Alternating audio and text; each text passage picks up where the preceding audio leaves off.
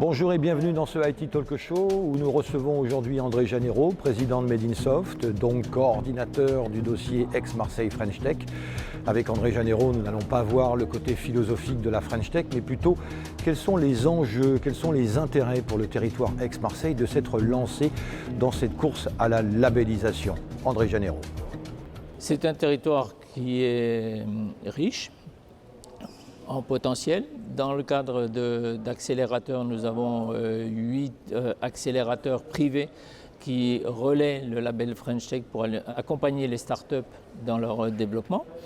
Et nous avons défini dans ce programme 12 actions pour lesquelles j'invite les auditeurs à regarder sur le site amft.io la déclinaison de ces 12 actions qui sont en cours de réalisation.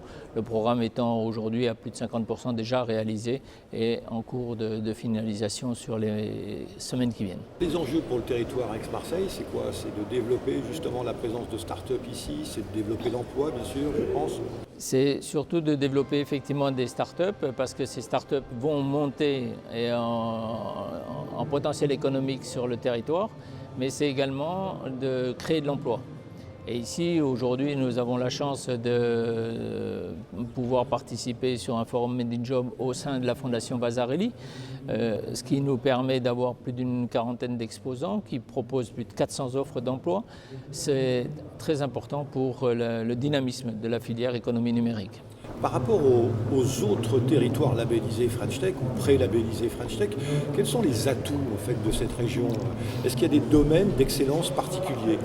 Alors, on a la chance d'avoir des domaines d'excellence à la fois sur la microélectronique, qui est très implantée sur la région, mais également sur les objets connectés, puisqu'on a le showroom Connect Web qui est présent à Rousset, qui montre plus d'une quinzaine d'applications industrielles dans le monde des objets connectés et le monde industriel.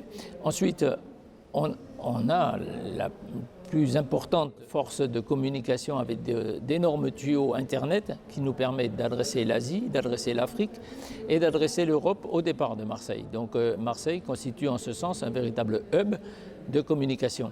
Chose que les data centers ont bien compris, puisqu'on a 8 data centers qui se sont implantés sur le territoire pour être à proximité de ces tuyaux de communication et fournir à l'ensemble des opérateurs locaux les salles d'hébergement en toute sécurité qui vont permettre d'accompagner les opérateurs, que ce soit dans le domaine de l'édition de logiciels, du e-commerce ou du M-tourisme, et ainsi montrer que sur la région, on a tous les atouts pour pouvoir se développer et communiquer.